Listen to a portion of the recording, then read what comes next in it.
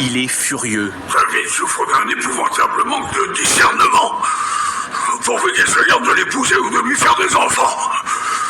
Surtout que rien n'entrave l'accession au trône de Bertie et Lilibet. On vient d'entendre George V dans le film W.E. sorti en 2012. On dit qu'il préférait son fils cadet Albert, surnommé Bertie, et sa petite fille Elisabeth, dont le surnom était Lilibet. Bertie, qui souffrait de bégaiement, est le père de l'actuelle souveraine, Elisabeth II. Cela vous donne sans doute des indices sur la suite de cette histoire. David et Wallis se voient souvent, ils passent du bon temps sans penser au lendemain.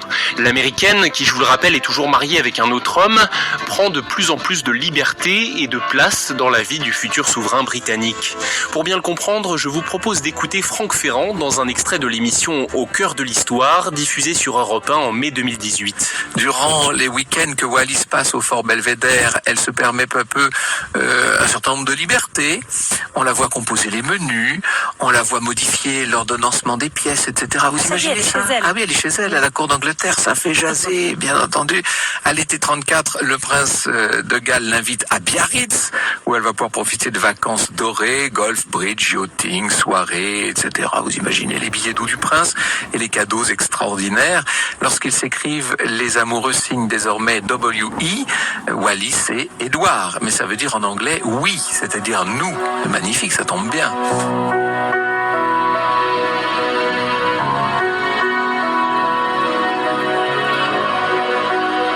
Tout bascule le 20 janvier 1936. Le roi George V s'éteint dans son lit et David, son fils aîné, devient le nouveau roi du Royaume-Uni et empereur des Indes. Longue vie au roi. Une fois devenu roi, David, que l'on nomme désormais Édouard VIII, n'a pas pour autant l'intention de renoncer à Wallis.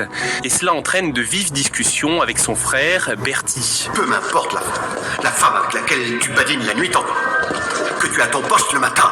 Wallis n'est nullement une de ces femmes avec lesquelles je badine, comme tu dis. Nous avons l'intention de nous marier. Je te demande pardon.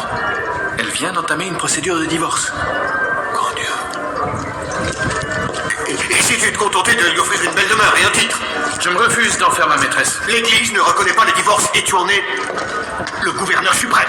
N'ai-je aucun droit? Main privilège. C'est pas la même chose. C'est un extrait du film Le discours d'un roi. Petite précision, au Royaume-Uni, le souverain est aussi le gouverneur suprême de l'église anglicane. Pater noster quies in celis, sanctificetur nomen tuum. À l'été 1936, Édouard VIII et Wallis partent ensemble faire une croisière en Méditerranée. Un souverain en vacances avec une roturière 2 fois divorcée, cette affaire est à la une de nombreux titres de presse en Europe. Les pressions se font de plus en plus nombreuses. Le roi doit choisir, Wallis ou la couronne. Une couronne qu'Édouard VIII n'a d'ailleurs jamais portée. La cérémonie du sacre était prévue quelques mois plus tard. Le roi prend finalement sa décision. Le 8 décembre 1936, il signe l'acte d'abdication. 3 jours plus tard, le 11 décembre à 22h au château de Windsor, Édouard VIII s'apprête à prendre la parole. La BBC a installé un micro sur une table en bois. Il a les mains jointes, il est tendu. John Rett, le directeur de la BBC, le présente. This is Windsor Castle. His Royal Highness Prince Edward.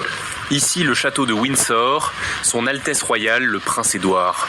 At long last, I am able to say a few words of my own. Enfin, il m'est possible de dire quelques mots personnels.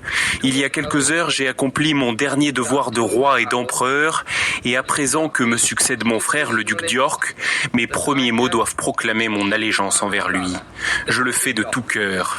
My first words must be to declare my allegiance to him. This I do with all my heart. You all know the reasons.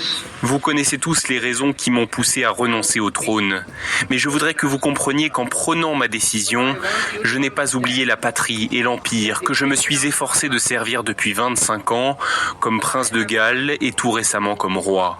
Mais vous devez me croire si je vous dis que j'ai constaté l'impossibilité de porter le lourd fardeau des responsabilités et de m'acquitter de mes devoirs de roi comme je le désirais, sans le concours et le soutien de la femme que j'aime. Et je voudrais que vous sachiez que ma décision a été prise par moi et moi seul. And I want you to know that the decision I have made has been mine and mine alone. Édouard VIII termine cette allocution de 7 minutes par ces mots « À présent, nous avons tous un nouveau roi.